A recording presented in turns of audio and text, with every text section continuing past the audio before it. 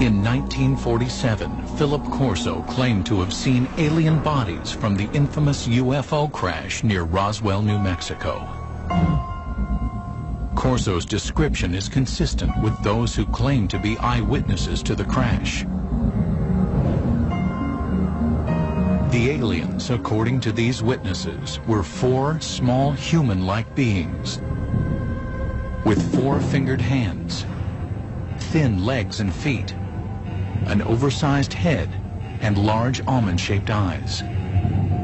These descriptions purportedly appear in these classified documents prepared by government investigators. To this day, the documents have not been authenticated.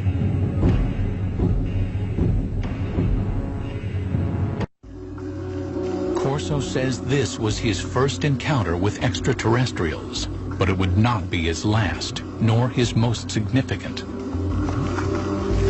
Later, he would be given top-secret files and alien artifacts that, he claims, would generate a new technological world order.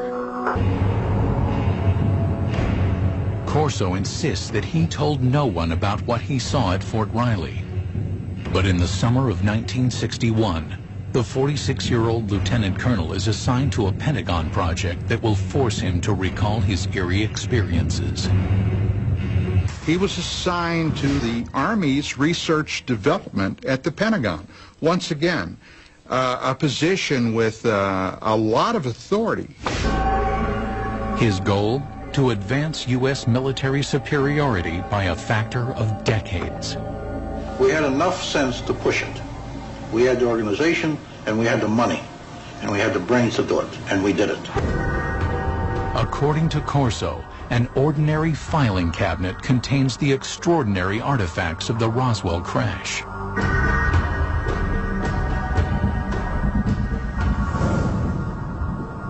A piece of super strong metallic cloth. Corso contends it may have protected the alien pilots in their spacecraft. A tube that appears to shoot a searing red light. Corso thinks it might be a surgical instrument or a weapon. An alien-made headband that, according to his military reports, might have been used to transmit thoughts or control the alien craft. An imprinted set of miniaturized circuits, perhaps a prefabricated microcircuit.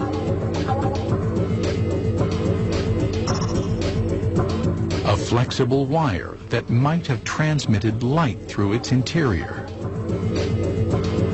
And a lens that could allow anyone to see in the dark, supposedly taken from the eye of an alien being. Corso says that Lieutenant General Trudeau greenlights him to assemble his own A-list team. You will put on that team anybody that you want. Engineers, scientists, and even I told the Germans. I told them I'll take a couple of Germans too, in addition to the U.S. scientists. In Corso's personal notes are sketches detailing his concepts. Corso speculates that the alien craft is navigated by a mind control interface fitting the alien cranium. It seemed as though by revolving the headband around the alien brain drawings, you would match up the pickups on the headband with various parts of the alien brain. His background research complete, Corso maintains he is ready to move on to the next phase, distribution. He will hand off the alien technology he says comes from Roswell to appropriate defense contractors for development. The result, Corso maintains, will lead to a complete reconfiguring of the world's most advanced technologies.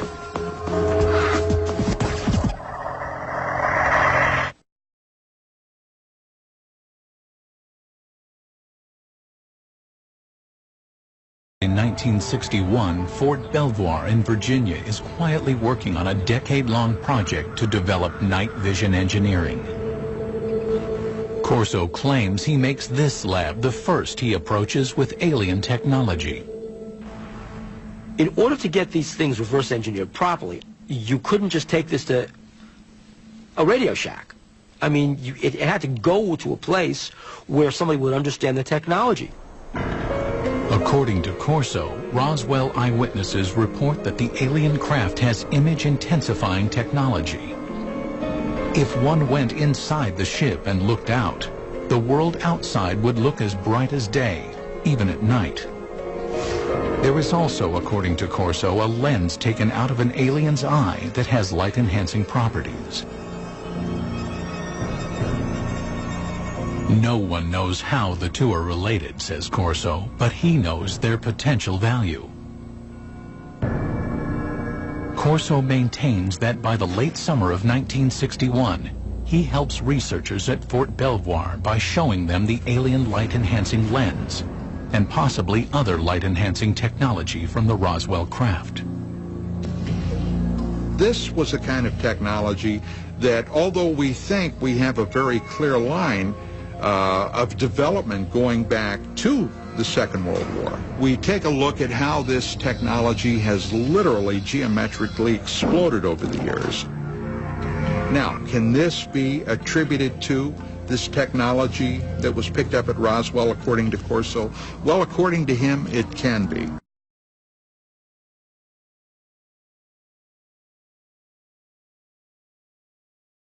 An imprinted circuit of mysterious design. We also had a little charred chip.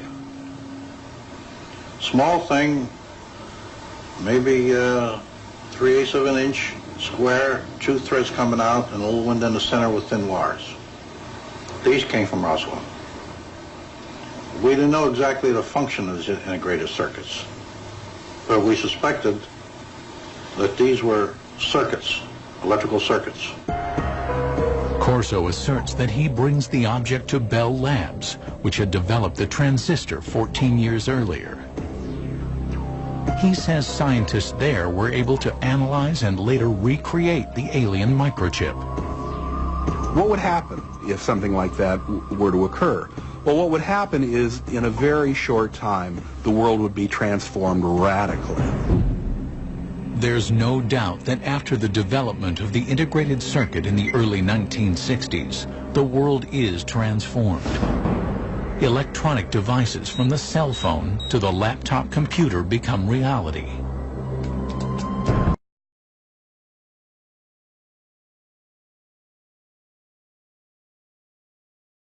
In his possession is another alien object, this one apparently fully functioning.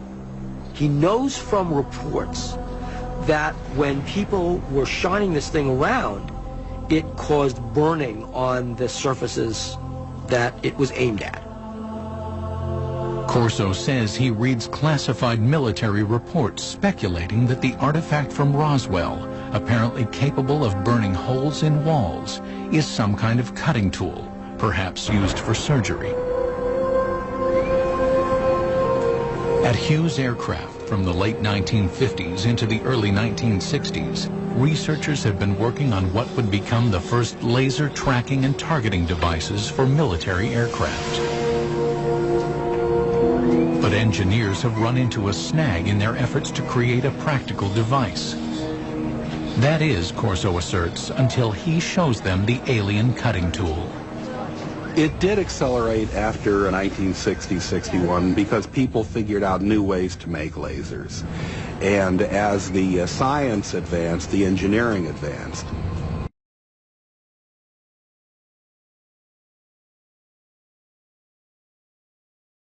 Corso's filing cabinet reportedly contains another treasure from the Roswell trove. It was glass tubes, and they emitted different color lights, and those were sent to Bell Laboratories. From that was one of the greatest advancements I think we have today, came out in fiber optics. Many UFO researchers theorize that the spacecraft had no wiring because it was fitted instead with fiber optic cable. Transmitting information with light happens to be an old technology. It dates back to one of the pioneers of the telephone, Alexander Graham Bell, who experimented with a device he called the photophone in 1880. The photophone was a way that you could transmit a voice signal over a beam of light. Corso's research tells him that data transmission via light had failed because scientists could not direct a beam of light around corners. But Corso contends that the Roswell artifacts might hold the answer. They were looking at this glass fibers and saying, wow, the light actually turns a corner. How can light go in curves? And then they concluded the reason for that was because it had a cladding wrap on it. The cladding was the key discovery you had to make in order to make fiber optics work. Although it would not be until the 1970s that fiber optics were in general use, UFO researchers believed that the cladding wrap on the alien artifact, an outer covering on the fiber that guided the light, made it possible for earthly fiber optics to advance.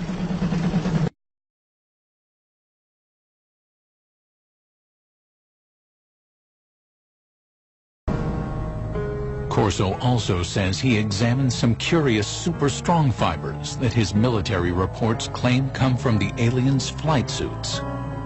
The first thing of the fabric that amazed me was a thread that I couldn't cut with a razor blade. Just a thread. In his book, Corso offers a theory about the fibers composing the alien flight suits. The alien bodies, probably the more vulnerable aspects, were protected from what had to be incredible energies by the super tenacity of the fabric, which somehow formed a shield. And Corso said they didn't put these on, they were woven around them. In other words, they spun them like a cocoon. According to Corso, he wonders if these super strong fibers could be developed into super strong bulletproof shields for law enforcement and military use. Corso said that the Army tried to bring it to the University of Colorado to try and fabricate this technology.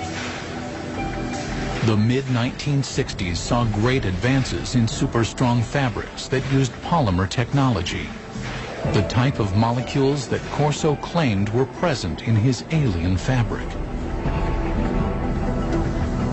In 1965, Kevlar was invented, a fabric that would be used in bulletproof vests. More proof, according to Corso, of the impact of alien technology.